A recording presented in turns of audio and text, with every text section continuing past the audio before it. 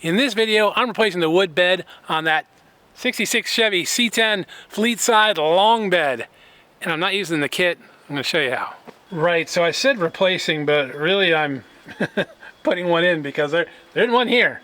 Right, so why am I not using a kit to do this? I looked up a set of premium pine boards for this truck, and currently it's over $400 just for the wood, and it's pine.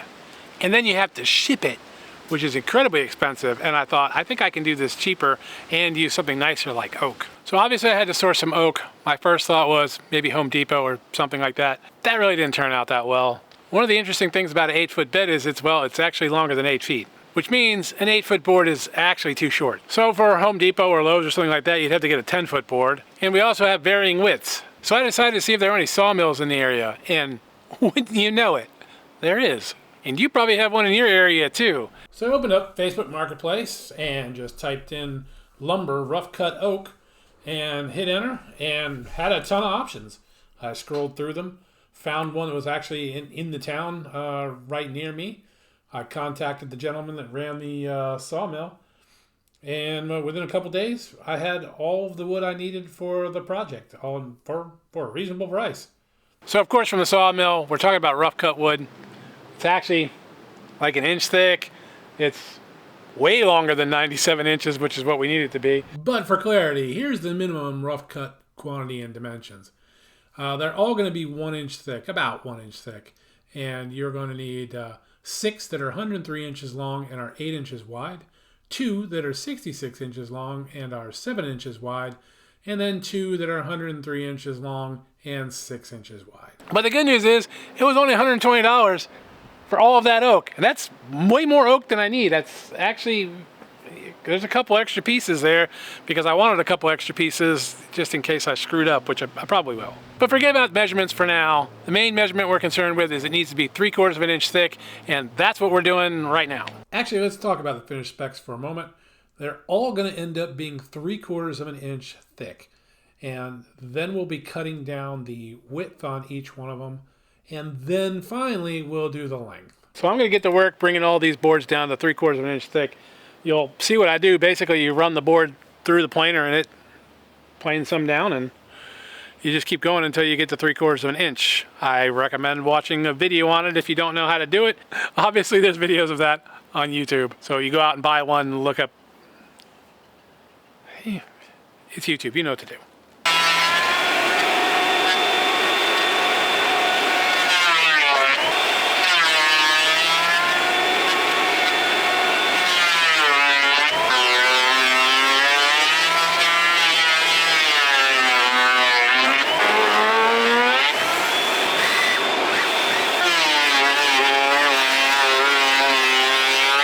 Looks like my camera does really well in low light because it's getting dark, and I got the 8-inch wide boards done. I got the 6 of those done, so I still need to do the 7s and the 6-inch wide boards, but I guess that'll have to wait till tomorrow.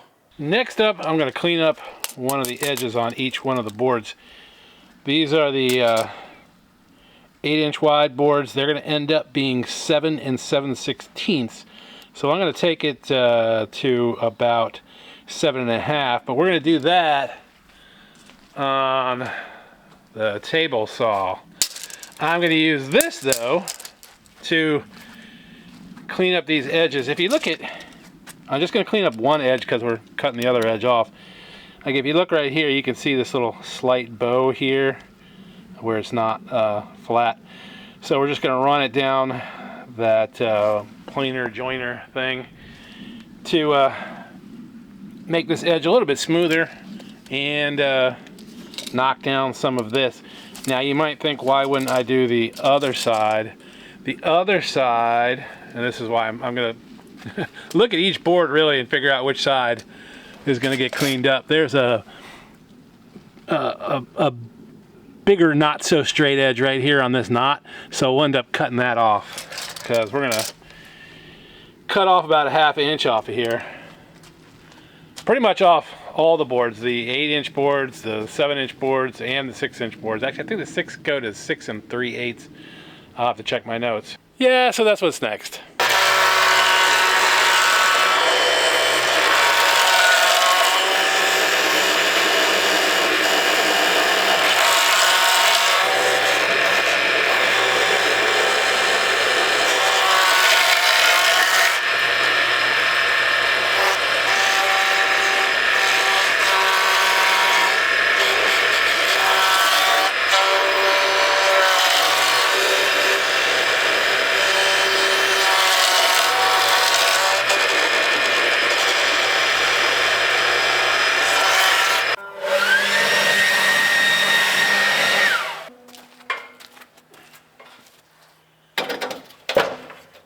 So I'm gonna do the two 6-inch boards first. Their final measurement needs to be 5 7/16.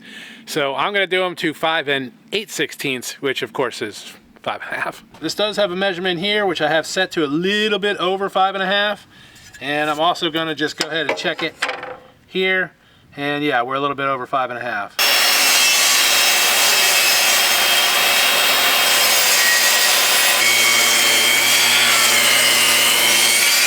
Those two are done. They actually end up in the middle of the bed. Now we're gonna do the ones on the outside. These are done with the 7-inch boards. We're gonna cut them down to 6 3/8, but I'm gonna set it to a little bit under 6.5.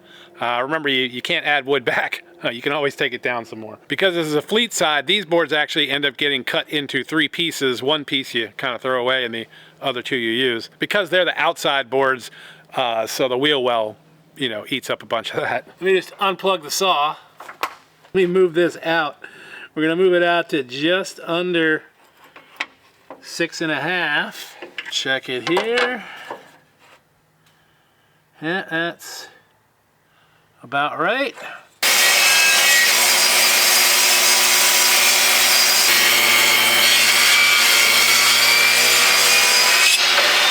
I don't know if you noticed, but I chipped the end here, and that's why I haven't cut them the length yet. Our two 7-inch boards have been cut down. Now we're on to the 6 8-inch boards, and we're going to cut those to 7 7/16. So again, we're going to go with about 7.5. Unplug the saw. I'm going to move you out. I'm going to go a little over 1/2 on this, because I already know it's not that great. Yeah, that looks better. So we're going to do 6 of these.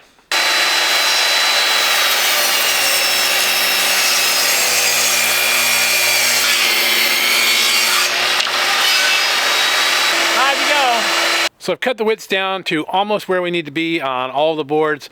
Next up, I need to start cleaning up that bed, and then we'll start test fitting the wood. Also, as a side note, and I realized this when I was cutting the last board, a wood chip hit me right in the middle of the forehead, and I realized I wasn't wearing any safety glasses. So make sure you got your safety glasses on. Don't be like me. I'm gonna go ahead and cut at least one piece down to 97 inches. These are the bed strips I'm going to be using. You can see they are polished stainless steel, and they are exactly 97 inches, so that really makes measuring this pretty easy. First thing I need to do, though, is square up the end I'm going to keep here. It's not very square.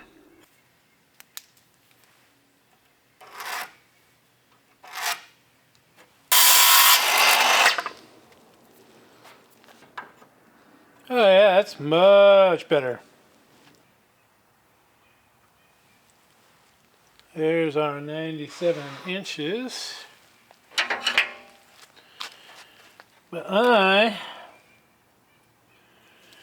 am going to go ahead and put at least a 1/4 inch more on there. Because like I probably said before, you can always take more off, but you can't put more on.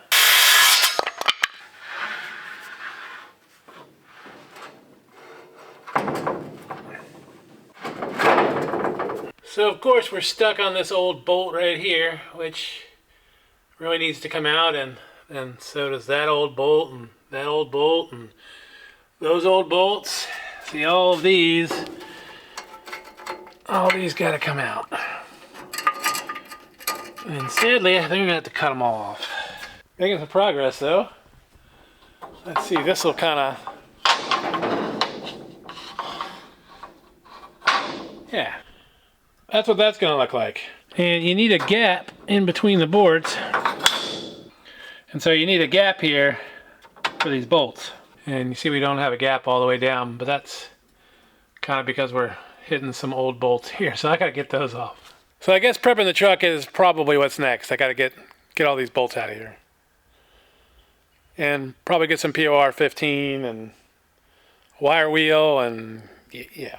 So to cut the old bolts off, we're just going to use this, so I don't know, 10,000 RPM death wheel. And we're going to grab the old bolts with a pair of pliers so that we don't cut our fingers off. Also, make sure you got your safety glasses on.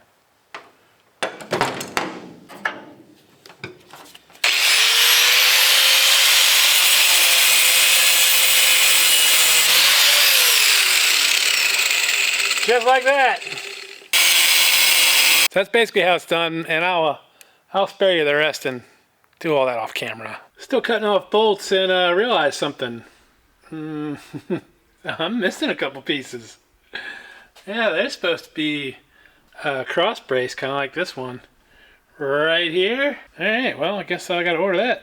And this is not a paid advertisement, but I will probably order them from cpitrucks.com because that is where I like to get truck parts from, because I can order from them and then pick it up at Carlisle. The bed strips here, these metal bed strips, these are currently, the polished ones are like $300 or something, but it would cost you that much in shipping if you wanted to ship them to you, because they're so super long. So you don't want to have to ship these things. CPI Trucks, always at Carlisle, which is I always go to, you know, spring and truck and fall, I always go to those. So I just pick up the parts there, which is nice. We are moving along with cutting these to length. I'm actually using one of the long pieces to figure out the size. And right now I'm using the short pieces of trim as the template for the boards that go on the corners. As you can see here, I am lining this up to leave these a little bit long. Just gonna mark that.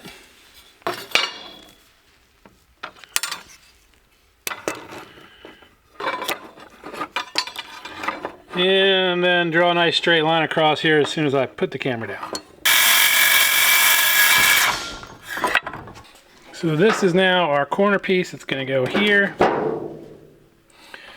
It also has to be notched here, but we'll get to that. I know at some point I mentioned this was a winter project, and well, it's actually been a pretty cold winter here in Northern Virginia. So I haven't gotten done quite as much as I thought I was going to by this time. It's now early January. And yeah, well, there's the wood bed all cut to length. And here, of course, is where it all goes. It unfortunately has been too cold for me to POR 15 the top of everything. I've got some POR 15 here. I don't really want to POR 15 everything, just the stuff that I'm not going to be able to get to once the bed is in. So today is finally a nice day. Actually, yesterday was a nice day too, and I clear coated the inside of the bed. So I'm just gonna hit it with a wire brush and put the POR 15 on as I go. It's probably 60 or so degrees in here, so that should be fine for the POR 15. So just wire brush and then paint it on. Pretty sure you know how to paint with a brush though, so you probably don't want to watch me do this. One more thing before I get to the POR 15. These bolts here, there's a bunch of them. They actually are supposed to run through the wood, or you can tighten them all the way down, which this has been because somebody tightened it down so the bed wouldn't fall off.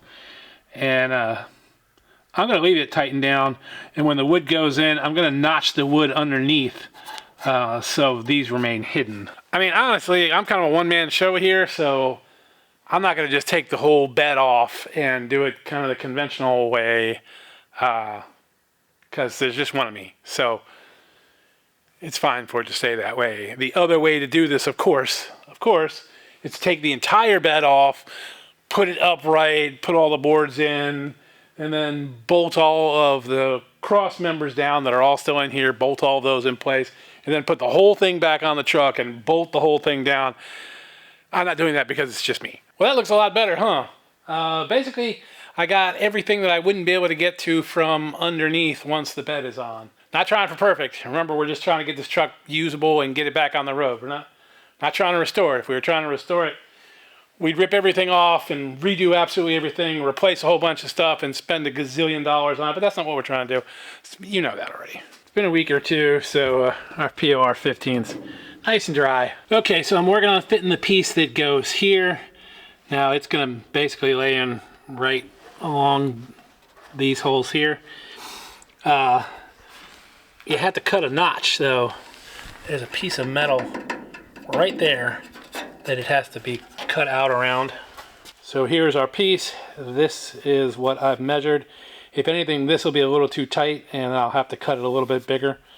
So let me cut that and then we'll check it. I'm just going to use a cordless jigsaw to cut that out.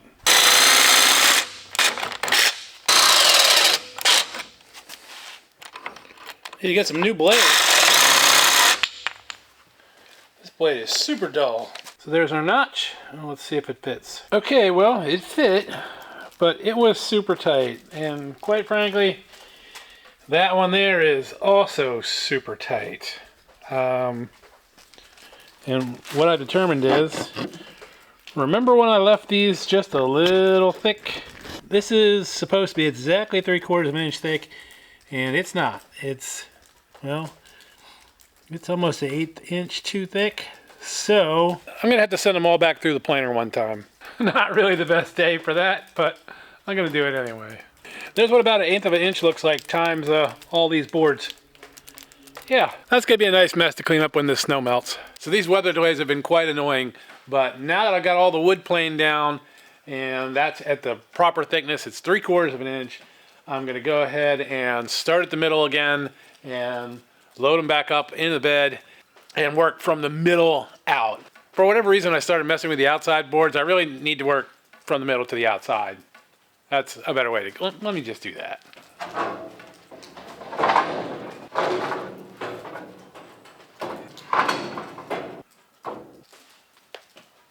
I have the first 4 boards sitting in place.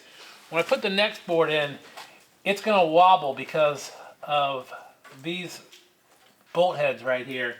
On a regular bed, these bolts actually go down through the wood and sit on top of the wood, but I'm not gonna do that. I'm gonna leave them bolted the way they are, and instead I'm gonna route out a spot on the bottom side of the board so that it fits flush. I just got to figure out the easiest way to mark that and figure that out. So I need to route those pockets out for the tops of these carriage bolts. So this board is pretty much, that's where it's going to go. Only, of course, it's going to be all the way up against this one. So what I'm going to do is I'm going to mark the center here of where that carriage bolt is on the side. Where they are, just right on the center. And then we'll take some measurements. All right, here are the marks. You can see them down the side here. Now we're gonna turn this board upside down. Now we're gonna take some more measurements. Now what we need to do is measure the distance between the carriage bolt and this hole right here, or you can probably see it a little bit better. This hole here, this is where the bolt goes through. So basically this gap is the gap that these boards have in between them. So we're measuring to the gap. Looks like just about 2 inches. And you are also 2 inches. This one is much further, 5 inches. And 2 inches, 2 inches. That, so we're just going to guess, and it's also 2 inches. So they're all 2 inches except for the third one down, which is 5. I've got my square set at 2 inches here. So what I'm going to do is just mark it right here. That's what I want. And then we're going to do the same thing all the way down the line, except for number 3, which was 5 inches. Now, keep in mind that we're working with this upside down now, so I'm kind of on the opposite side, but that's because it's upside down. Well, yeah, you know what I mean. And if you don't, you'll see in a second. All right, now they've all been marked. Here's Mark. There's Mark. There's a mark over there. And they're all done. Now what I'm going to do is I'm going to take this big fender washer here, center it over our dot, and then make a circle around the outside. Just like that. So the router is set at 0, but if you look, you can definitely see that tip is sticking out already. So I guess we're going to play this by ear. But I'm no dummy. Remember, I've got scrap wood. So we're going to try it out, test it, see if that's the right depth, and if not, we'll adjust from there. Yeah, that's going to do it. All right, not deep enough, so I've adjusted it down some more.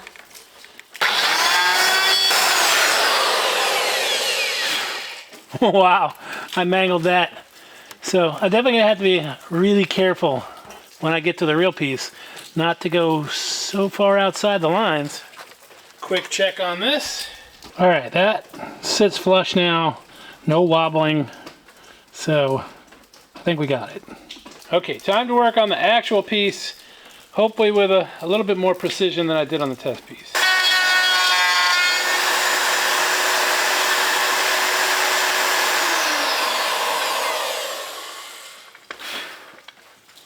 All right, that's that.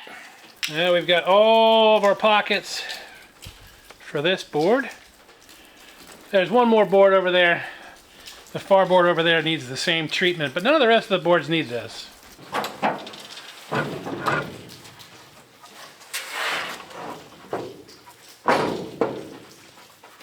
Look at that. Fits flush. Perfect. It's just what we wanted. All right. Same thing with this side. We're gonna mark the center. Then I'm gonna go back and measure these now. They might be the same measurement as the other side, but they might not be. So I'd suggest checking. Go measure twice, cut once, or cut 20 times, redo everything because you messed up. That sort of thing.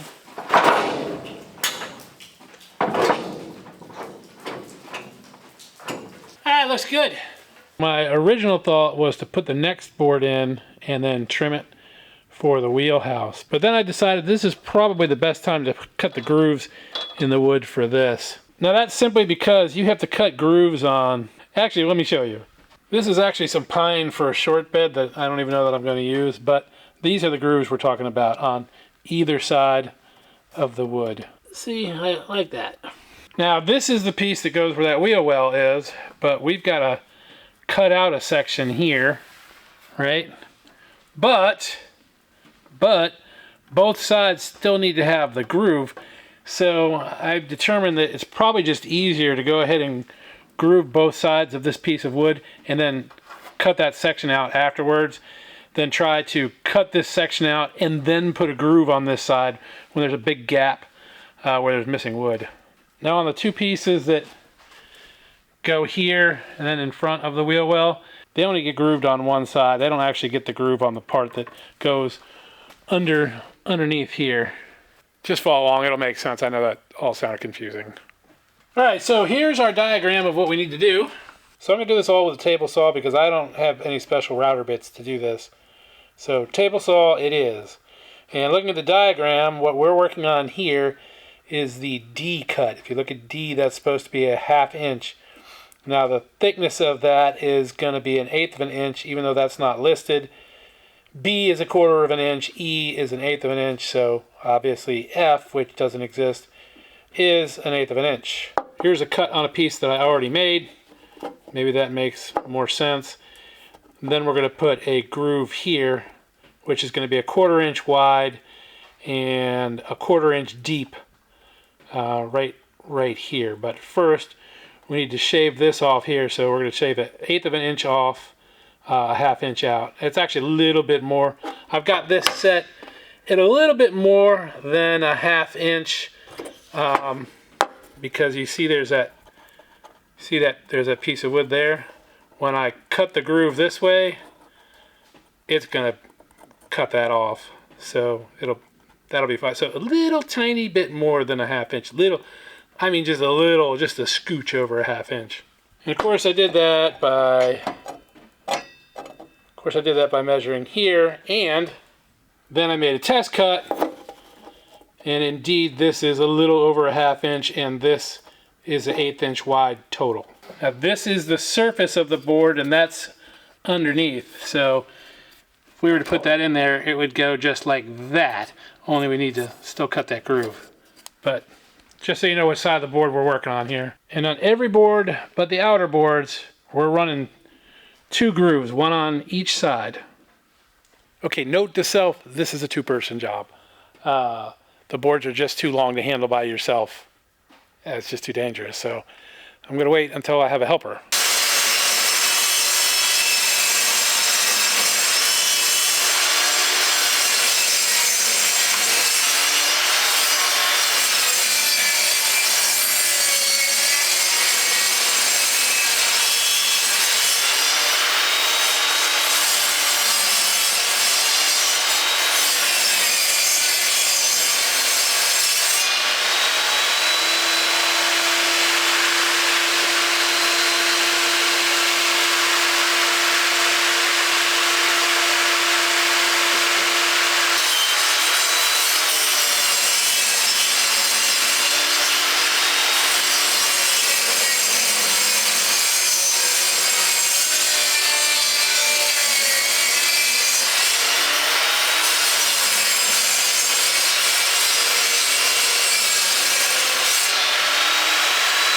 All right, these are all done. We've made our first cut here. Yeah, I know it looks a little rough, but that's okay because next up we're going to be using these dado blades here, and we're going to cut a 1/4 inch groove, 1/2 inch in, to make this work. And both of these blades will be on at the same time with a couple shims in between them. So next, gotta get this blade off of here. So we've got our dado blades in place here. They are 1/2 inch out from the fence, and they are sticking up a 1/4 inch. And then I've got one of my pieces here, one of my test pieces. So we're gonna fire this up, pass this through here, and then we'll take some measurements and make sure it's right.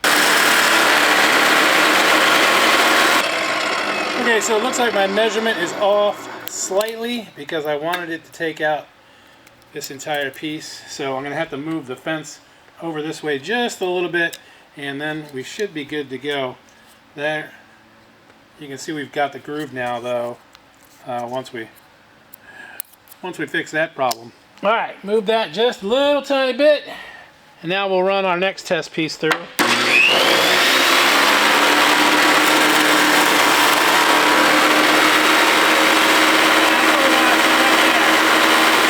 That's what we were looking for. Let's take some measurements.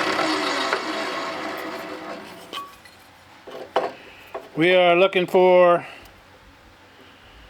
a 1/4 inch there, and yeah, that's 1/4 inch. The total measurement here should be 3/4 inch, and it is. Yep, 3/4 inch. And this should be about 1/8 inch. And it is perfect. Now we've just got to run all those back through again.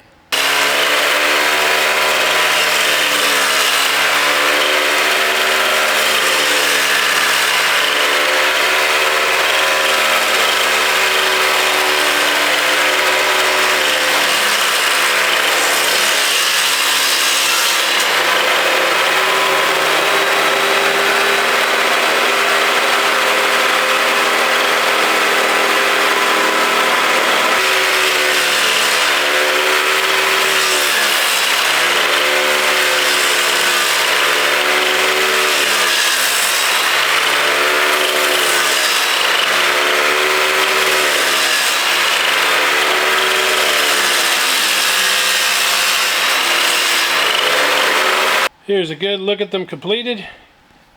Here's our edge here. Came out pretty nice. This piece that goes in the corner. Get a real good look at that. Yeah, I'm pretty pleased. Some of them do need a little bit of cleanup, but I can take care of that with a razor blade or a chisel. Got another warm-ish day, so I thought I'd go ahead and get these two pieces cut that go under the wheel well here. Probably help if I had this all the way in, huh? So if you've got your old wood, you can just use that as a template. Since I don't have my old wood, I've got to kind of make one. So this is where this board's going to go.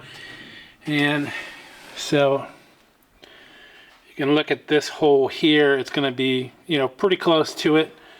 And you want to make sure you're lined up with all your holes here. They're all lined up. Back here as well. That one's kind of movable, so the important one is this one here. Actually, you probably tap that over a little bit. Yeah, our back one looks lined up though. So now I'm just going to go in over here and mark that out. I've got this lifted up in the air a little bit on my lift. That way I can reach up in here a little bit easier and draw the outline of this wheel well on this piece of wood. Let me draw it and I'll show you. So now if I did this right, we should have marks on it from where I marked the outline. Yep. You can see it's right here. Here's a better look at it. Yeah, our line here, we're just going to cut that out with a jigsaw. Or, well, I'm going to actually use a combination of a circular saw and a jigsaw, but I use the jigsaw around here, and I'm just going to plunge a circular saw on that straight line. All right, and like magic, that's cut now. So let's see if it fits. All right, that's pretty good so far. Let's see.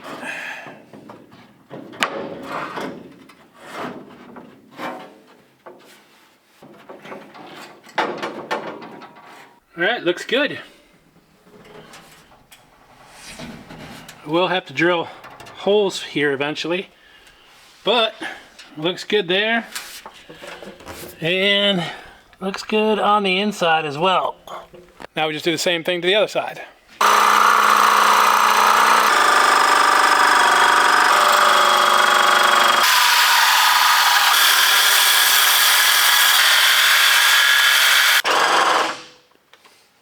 I got like an inch to go and the battery's dead.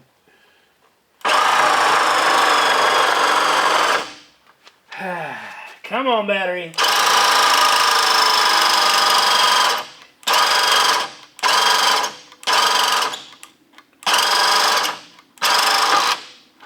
Woo! Just made it. Alright, this one looks good as well. So, it's finally time for some wood filler. Yeah, the wood filler that I forgot to order. What I'm going to do now, I've got these two boards exactly where they're going to be. I am going to take a pen and mark the center of each one of these holes. Now, I've lined up these holes. These are lined up and how they're going to be when the wood bed is in here. So, I'm making sure that's all lined up. And so, now I'm going to mark the center of these. And I'm going to take these out and drill them with a 3/8 drill bit. The bolt itself, the carriage bolt that goes through here is like a 5/16, but I'm going to drill it a little bit oversized, one part oversized, so that there's some wiggle room to adjust the wood if needed. So just a little mark dead center. I would just drill the hole, but well, I think this is going to be in the way of my drill, so I'm just going to mark them. And where it's a little rusty, well, we're just going to... That's the center of that one right there. Now I'm doing these first because I did notice when test fitting these pieces that these holes are more likely to be off with these pieces on here. So I wanted to make sure that I had drilled these holes and had this board set. Then I'll put these boards back in and put these boards on and then mark these. That's why I'm doing them kind of out of order. And if I had these boards in, I wouldn't actually be able to see the holes to make sure they're lined up. So that's why. And I'm drilling them now before I put the varnish on so that I can actually get varnish in the holes so that there's no raw wood anywhere.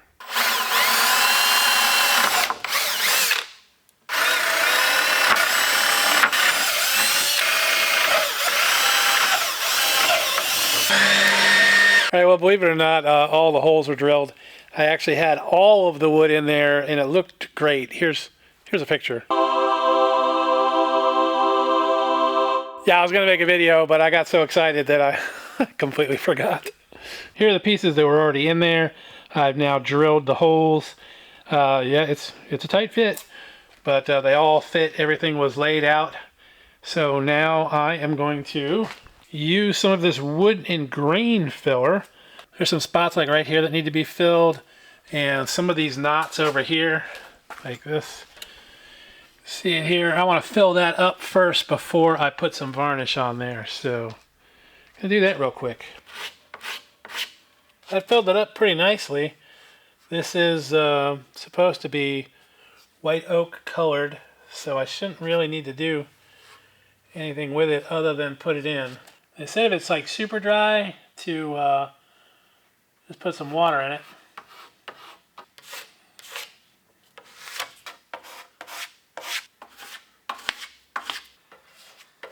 It's the last day of February and it's in the mid-60s. Temperatures are going to drop again tomorrow, but then it's going to go up later in the week. So I need to put 2 coats on the bottom of the wood. I feel like I'm pretty happy with just 2 coats on the bottom. So I've got this Total Boat wood sealer varnish primer, seals and fills wood grain. So that's what I'm going to use on the bottom. I want to get 2 coats of this. I'll probably need to wait about 3 hours in between coats. So I'm going to get 1 coat on, do a couple other things, and then put another coat on. So I'm just going to use a roller, roll it on my table of wood here. I'm going to start in the middle and work my way to the outside. I've already cleaned all this wood off, so I hit it with a sander. I hit it with 200 grit. Just a quick pass over. This is just the bottom side, so it's not that big a deal. I'm not really worried about the sides at this point. I am going to do the ends, though. I'm going to do the ends every time I put a coat on because the ends really soak up the varnish. All right, 1 down. Let me get the rest of them.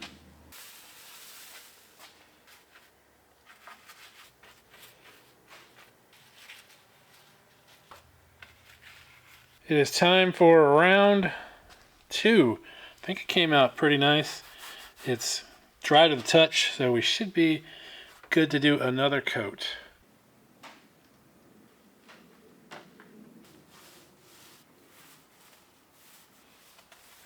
So round 2 is done, and I think it's looking pretty darn good. So it's been about a week, and it's time to start the first coat on the top side. I actually used my handy dandy leaf blower to blow any of the dust off, and then I wiped them down. We're using the same stuff we used on the bottom. I'm going to do 2 coats of this, and then we'll be using the regular varnish. So unsurprisingly, the foam roller does not work very well on the grooves, so I need to use this brush to do the grooves first.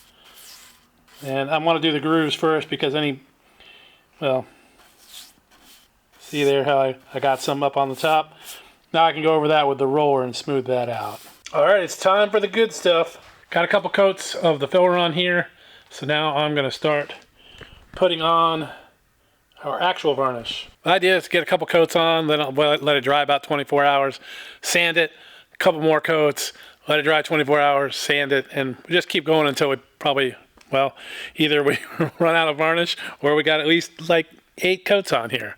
That's the plan anyway. So I'm going to do the same thing. I'm going to use the disposable chip brush on the edges here and on the back here, and then I'll roll it after that on that surface. And I'm going to start at the hardest part in the middle and work my way to the outside. That also basically that keeps you when you're leaning in to get these middle sections, you're not dragging yourself all over stuff that's wet. So that's kind of why I start from the middle and work my way out.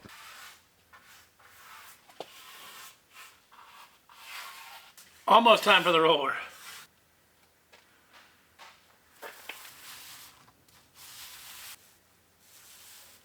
Time for the next coat.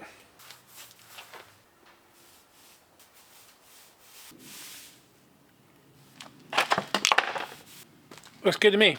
I know I said I was going to do 3 coats yesterday, but reading the directions again, it's probably a good thing that I didn't, because if you do 3 coats in one day, they want you to wait 48 hours before you coat again, and well, I don't want to wait 48 hours. So with 2 coats, I can just coat again today. So that's what I'm going to do. I'm going to do 2 more coats today, 2 more coats tomorrow, 2 more coats today. You get the picture. So here we go. This is coat 3. Once again, going to do the edges first.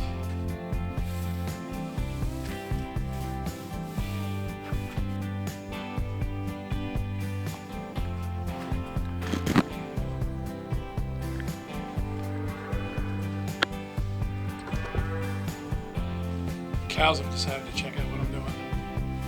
Almost done with the first coat for the day. Well, it's a little darker now, but time for the second coat, last coat for the day. That'll bring us a total of 2 of the base coat and 4 of the varnish. On the second coat of the day, I'm not doing the lip because I got so much product on initially that it's not even dry yet, so.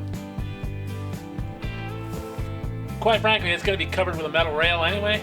It's been a couple days since we did varnish coats 3 and 4, and I waited because today it's like 80 degrees. Tomorrow it's supposed to be 80 degrees again, and then we're back in the 50s, and then we're in the 30s. That's March in Virginia for you. So because of the weather report, I waited a day so that I could go ahead and sand this, and then after I'm done sanding, I'm going to put 2 more coats on. That simple green bottle actually just has water in it. There might be a little bit of simple green residue, but that's okay. I'm going to spray a little bit of that on it, a little bit of water on, and then wet sanded. And I'm now using 400 grit paper.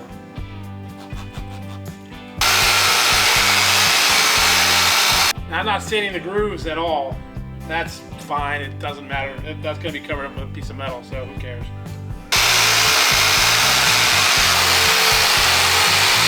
Everything's been sanded. As it's drying, you can see some residue on it. This will all look like that soon too. But I'm gonna go ahead and wipe all that off with a clean towel.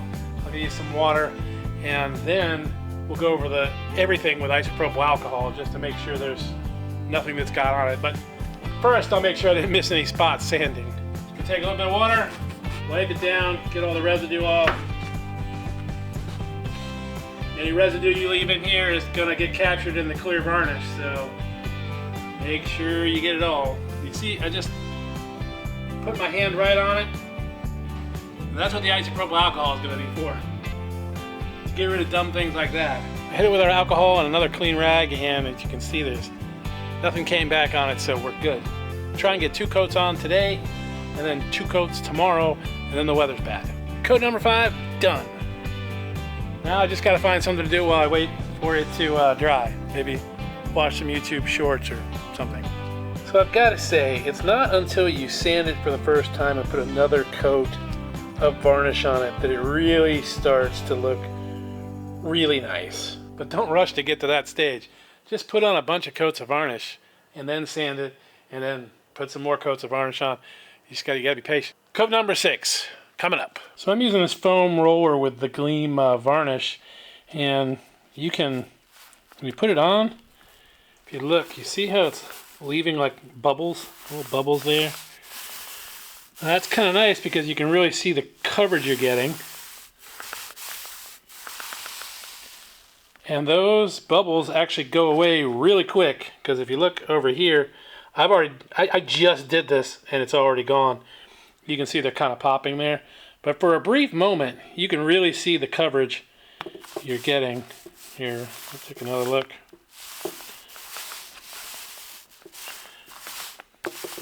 You see how they're just kind of going away over here. And they go away because this this one right here was coated, oh, I don't know, a minute ago. 6 coats done. We got at least 2 more to go, maybe more, I don't know. All right, this is what it looks like after coat number 6. So believe it or not, it's like 85 degrees today, and then tomorrow we're back in the 50s, and then for the week following that, we're only gonna be in the 40s.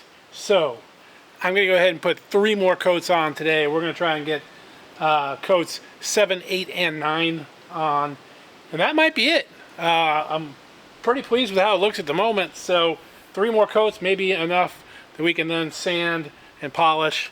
I am going to go ahead and put another coat on here on our groove. This goes on pretty heavy with the chip brush, so I'm going to just do that one time, and that honestly it won't dry before I put the other 2 coats on, just because of how thick it goes on. I'm rambling. Let me get started. This is coat number 7 that I'm laying on. Kind of asking for trouble doing it this way. I should have started in the middle, worked my way out, but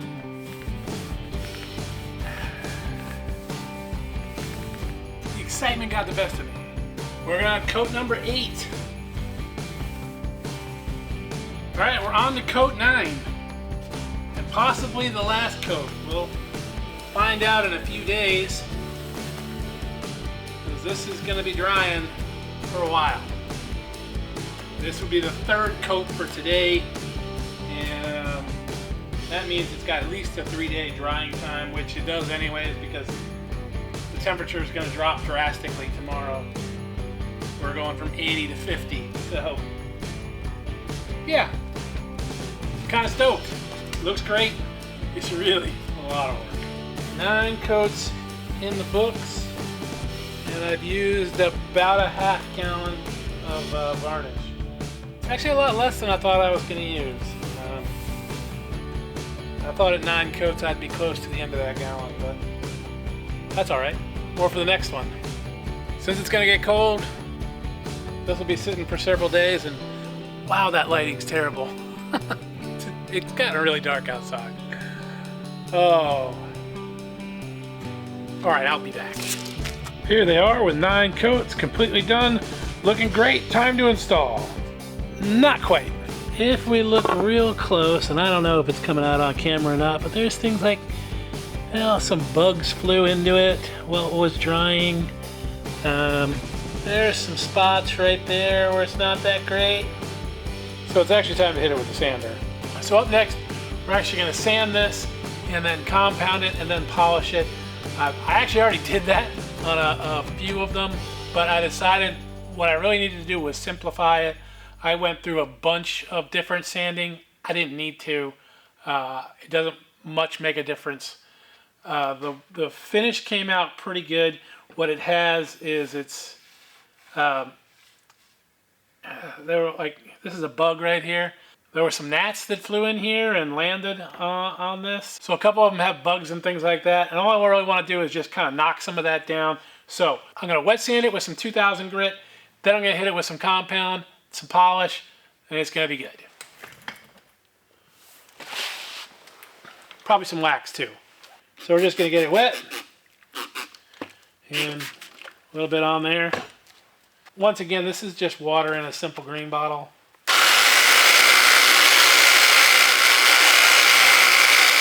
And we're just going to wipe it down, take a good look at it. Yeah, all the bugs are gone. Still got some orange peel, but that's all right. Now I'm going to use some Meguiar's Ultra Pro Speed Compound on it.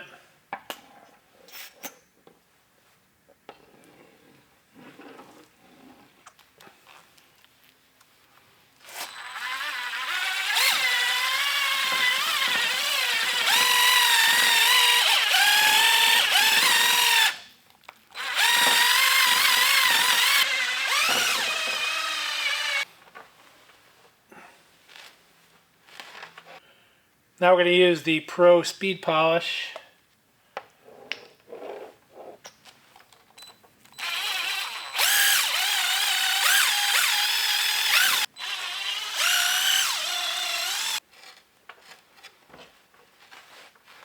And I'm going to use some high-tech yellow wax on it.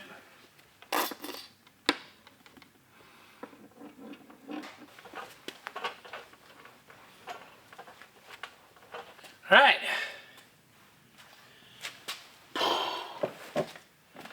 Okay, now I can take a break while it dries. All right, break time's over. All right, that'll do. Yeah, I just gotta finish the rest of them now. All right, had to take another weather break, but tonight I'm finishing sanding and polishing, and then we're installing, I promise. So we are just right back at it. Put some water on here.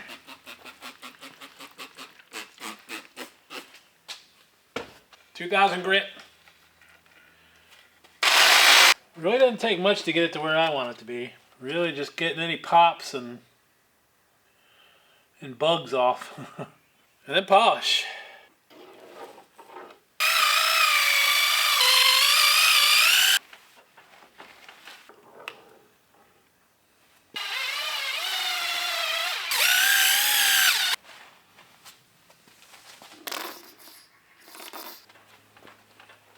Gonna let this dry over here.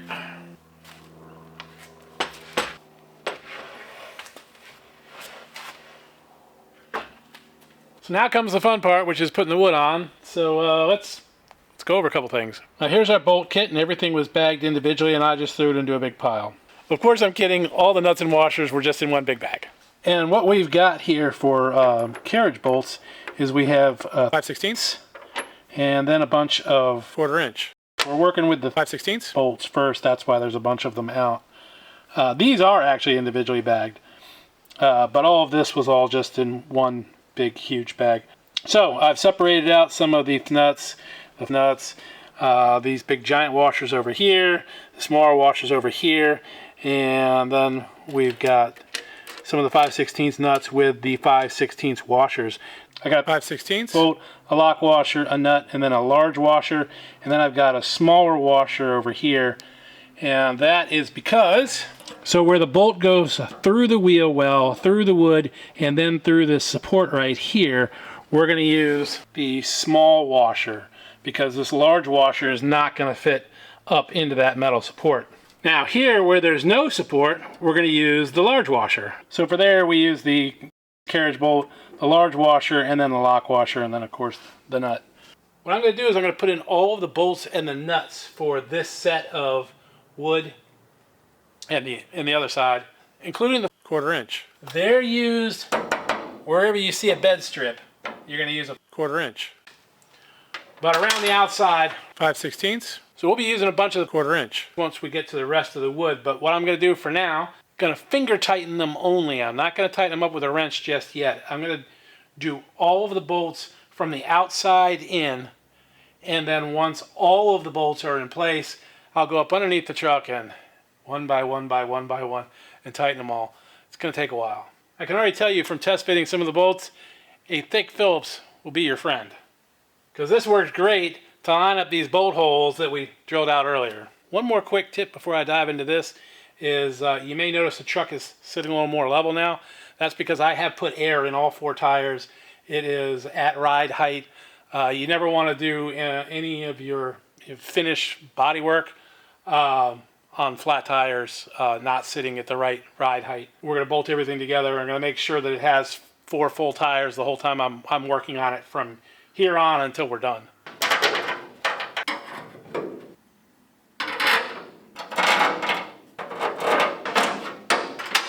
Putting the bed in this way is certainly not optimal. I mean, if this thing were standing up on its end, this would be a lot easier. But there's just me, so that's why we're doing it this way. And it might just be you as well, so you might like to know that it can be done.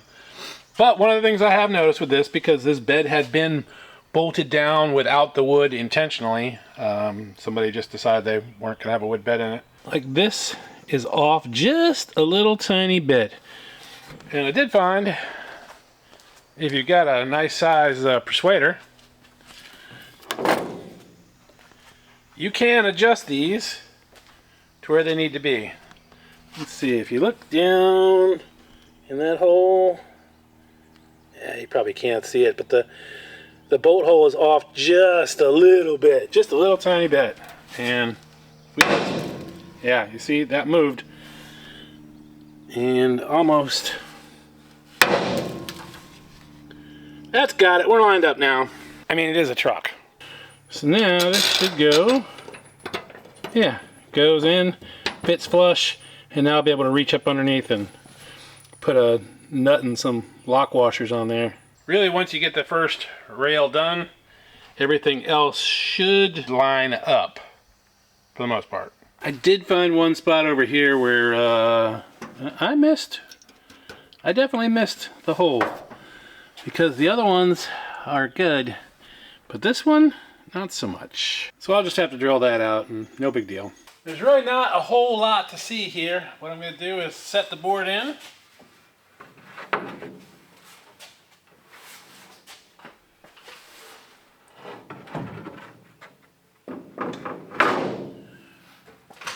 And we're just going to move this over there. Yeah, you can definitely see the warp in this board here. This one's straight and the gap is a little messed up.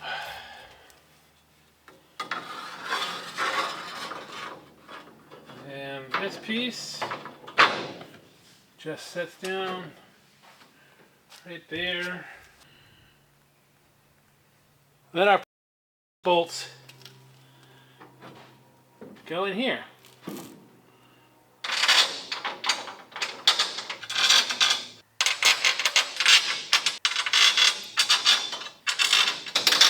This bed has a little bit of damage to it. You can see that big huge gap there. This hole is that hole right there. But that's alright, because I'll go up underneath it, and it's pliable enough that I can just take a pry bar and pry that back over where it's supposed to be, and then drop our bolt into it. And bolted into place. Fortunately, I do have a lift, which makes things easier. But you could have this thing up on jack stands and be underneath it and doing the same thing. Probably just take longer and, well, there'll be a lot more curse words. Final two boards going in place.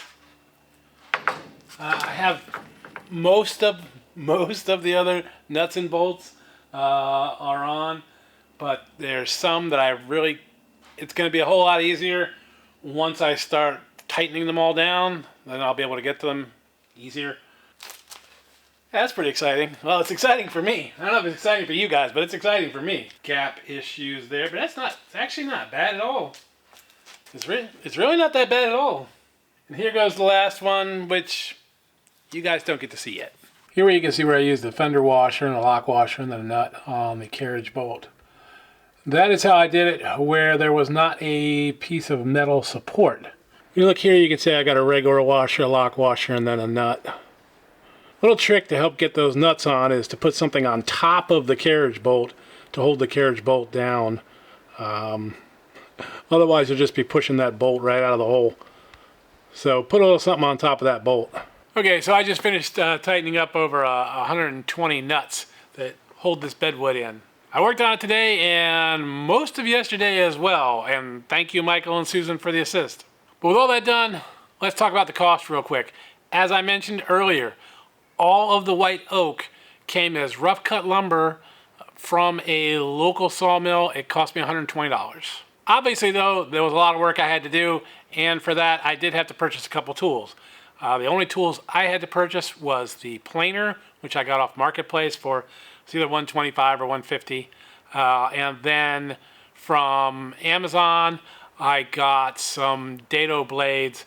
There's a link in the description to those. Please check that to see the price, because the price changes. But all of the other tools, like the table saw, the jigsaw, the circular saw, the sander, the router, all of that I already had. And I would imagine probably a lot of you, if you're willing to take on something like this, you probably have that stuff too. Oh, I did buy a new blade for my table saw, so I did do that.